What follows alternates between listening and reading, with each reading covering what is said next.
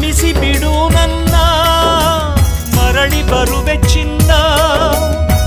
ನಿನ್ನ ಮಡಿಲ ಕಂದನಾಗಿ ಜನಿಸಿ ಬರುವೆನು, ಆ ಜನ್ಮ ಪೂರ್ತಿ ನಿನ್ನ